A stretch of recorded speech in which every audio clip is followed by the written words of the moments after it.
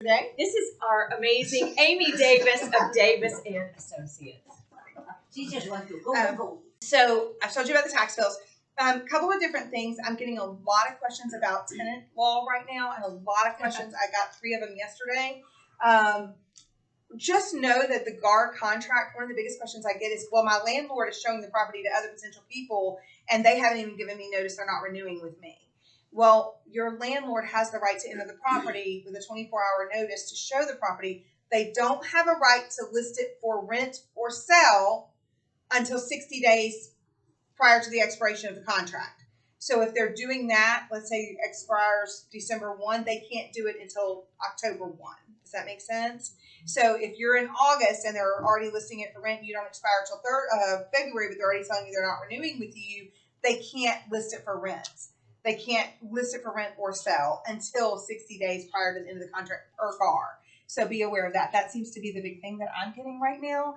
And then security deposits. If you are helping someone write a lease agreement for a property, they have to do a walkthrough with the buyer. Okay? And then within 3 days of terminating the lease and the buyer moving out, they have to do the walkthrough and notify them of the damage. They don't have to notify them of the cost of the damage necessarily, because sometimes that takes a little bit longer. They do have to send them their report of the walkthrough that they've done within 3 days and say, hey, I did the walkthrough and these things are damaged. I'm getting quotes on those now to determine how much of your earnest money or your security deposit I'm going to refund to you. And they can only keep what the actual cost of it was. They don't get time for their pain and suffering and time to fix it. They only get time for the actual cost to have the material man go over there and for repair and fix issues.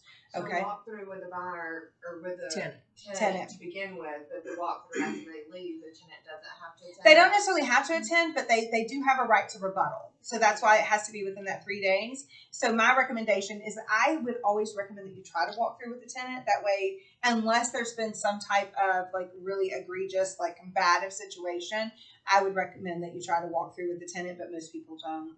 My recommendation is to do it so you can settle it right there and it's on the up and up and you just get it done.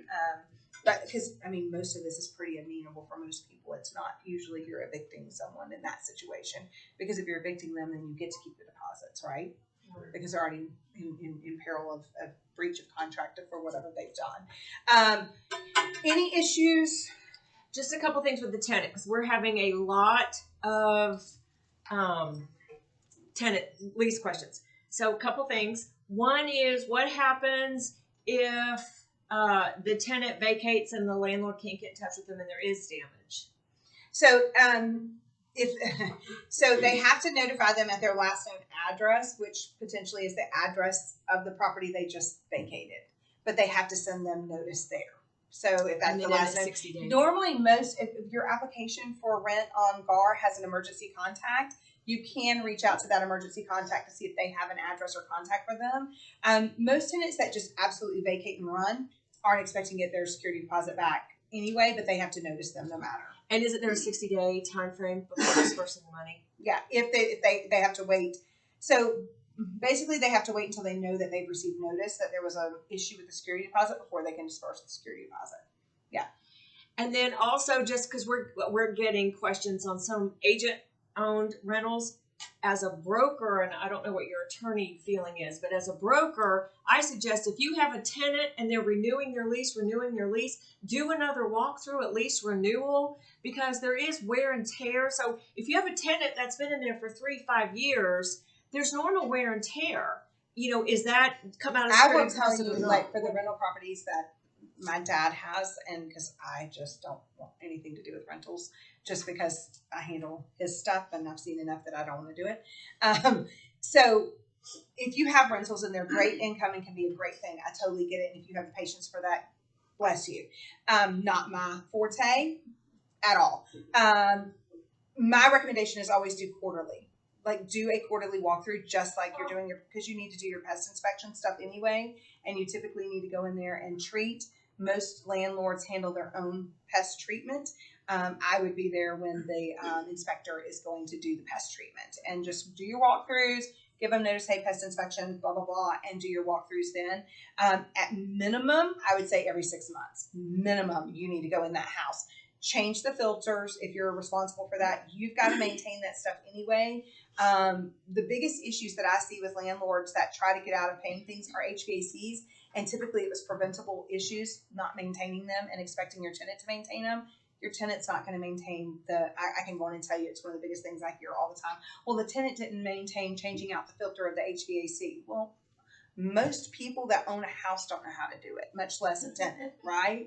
So, I mean, I'm not being funny. I'm being like realistic. Like, most people don't know how to do that stuff or don't care to do it. They come from leasing apartments where somebody comes in and they don't even know they've been in their apartment once a quarter and changes them out, or once every 6 months, and they don't even know they've been there. So, I mean, it's kind of like the septic thing with the, it's kind of like the septic issue. When people don't know that they're on a septic, and I'm like, well, have you not been paying a water bill? Like, why would you think you were on county water? You've not been paying a water bill? Well, they didn't pay a water bill in their apartments either. So it's most first time home buyers don't realize some of those things, and that's okay.